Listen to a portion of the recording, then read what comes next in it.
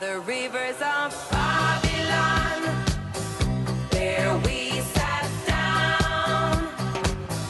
Yeah, we wept when we remembered. Wou nie met hierdie lied bekend gemaak en soos wat baie van ons weet, kom hierdie lied uit Psalm 137. Ja, 'n psalm wat geskrywe is om reeds vir ons te help om te onthou. Onthou in moeilike tye, onthou as dinge dalk swaar gaan, en om te onthou as omstandighede dalk ons vreugde wil steel.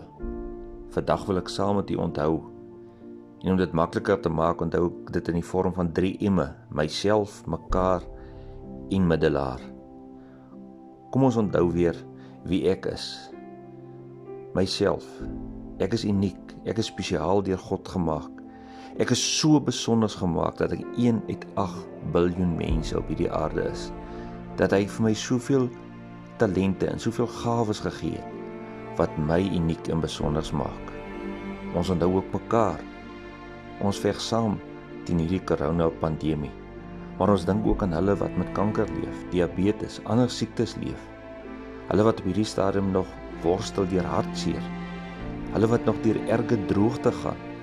Hulle wat honger is, hulle wat dalk deur 'n egskeiding gaan, hulle wat deur krisisse of deur nood gaan.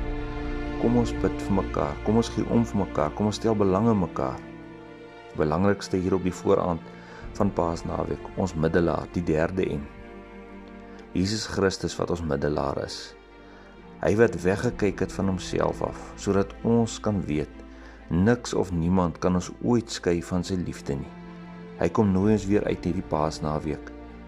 Staan stil by my kruisiging, staan stil by my opstanding, sodat jy sal weet dat ek saam met jou is. Wil jy nie sommer daar waar jy is, dalk in die huis, dalk in die tuin, wil jy nie sommer iets prakties neersit, iets doen, sodat die heel naweek kan saam deel in hierdie wonderlike voorreg dat ons, al is dit anders, maar dat ons ook as gemeenskap van gelowiges saam vier hierdie gebeurtenis van die kruisiging. Die gebeurtenis van alle tye, dat hy sy liefde aan ons kom bewys het, maar ook die gebeurtenis van sy opstanding, dat hy elke dag saam met ons lewe. Mag hy werklik waar 'n geseënde Paasnaweek beleef. Daar was 'n hoopkruis,